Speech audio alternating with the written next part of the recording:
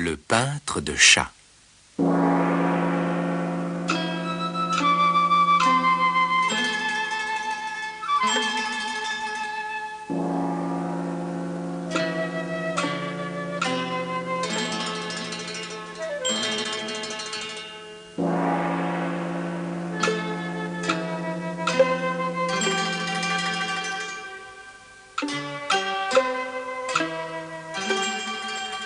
Il y a très longtemps, dans un village des montagnes du Japon, vivait un fermier, sa femme et ses nombreux fils et filles.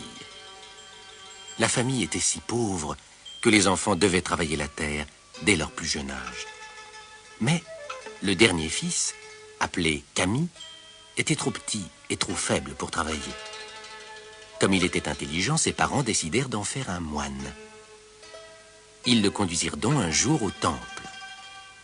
Kami apprit vite la science des moines, mais il avait un défaut. Il préférait peindre des chats partout plutôt que d'étudier.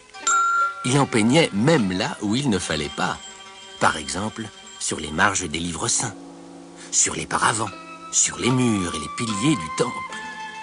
Et bien que les moines le lui défendent, Kami ne pouvait s'en empêcher car il était né artiste. Kami vécut au temple et y étudia pendant 7 longues années, jusqu'au jour où le supérieur le fit venir et lui dit « Nous ne pouvons pas continuer à t'instruire, Kami. Jamais tu ne feras un bon moine, mais tu deviendras peut-être un grand artiste. Quitte le temple maintenant. Mais avant de partir, écoute ce que j'ai à te dire et retiens-le. La nuit, fuis les vastes lieux, choisis les petits. » Kami ne comprit pas ce que le supérieur voulait dire. Il était bien perplexe lorsqu'il fit son baluchon avec ses maigres biens et quitta le temple. Il ne savait vraiment où aller ni que faire, et il ne pouvait revenir chez ses parents, trop pauvres pour le nourrir. Alors il se souvint du temple de Nikoto, à une dizaine de lieues de là. Peut-être que les moines de ce temple voudraient l'accueillir. Il prit la route qui y menait. Personne n'indiqua à Kami que le temple avait été fermé. Des mois plus tôt, un énorme rat y avait fait irruption au crépuscule, et toute la communauté avait fui, terrifiée. Depuis cette nuit d'épouvante, une centaine de courageux guerriers avaient voulu chasser le rat géant, mais aucun n'en était revenu. À l'heure où Kami arriva à Nikoto, la nuit était tombée et tout était silencieux. À l'extérieur du temple, une rangée de lanternes dorées brûlait. Les gens disaient que c'étaient les lampes des démons allumées par le rat maléfique pour attirer les voyageurs à l'intérieur du temple.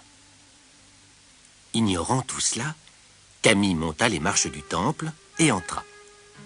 Il ne rencontra personne à l'intérieur, mais il était si fatigué qu'il s'assit sur le sol en attendant que quelqu'un vienne.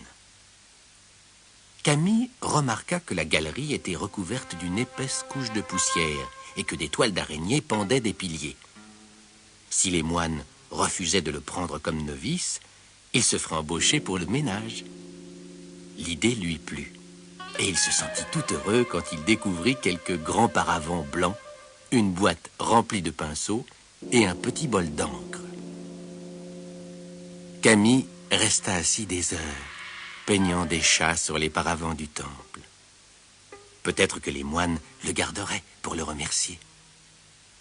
Puis, juste avant minuit, il s'allongea sur le sol pour se reposer. Les yeux fermés, déjà presque endormi, il se rappela les paroles du vieux moine. La nuit, fuis les vastes lieux, choisis les petits. Dans un sursaut, il se réveilla tout à fait. Le temple était vaste et silencieux, et la peur l'envahit. Il se leva et chercha une pièce plus petite pour y dormir. À l'autre bout de la galerie, il trouva une petite pièce vide avec une porte à glissière. Kami y entra, se pelotonna dans un coin comme un chat et s'endormit d'un sommeil léger. 1 heure avant l'aube, une immense ombre noire apparut sur le mur du temple. et toutes les lampes dorées s'éteignirent subitement. Un instant plus tard, d'effroyables sifflements et des cris stridents l'éveillèrent. Il se tapit dans son coin, sans même oser jeter un coup d'œil par la porte à glissière. À peine osait-il respirer. Les hurlements affreux s'amplifièrent encore, et il lui sembla que le temple entier frémissait de terreur. Enfin, le bruit cessa. Pendant le long silence qui suivit, Camille resta absolument immobile dans son refuge. Il y resta jusqu'à ce que les premiers rayons du soleil éclairent la petite pièce.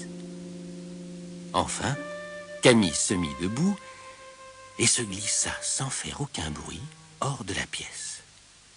Et là, dans le temple, devant les paravents, le monstrueux rat maléfique, plus gros, plus terrifiant qu'un rhinocéros, gisait mort dans une mare de sang.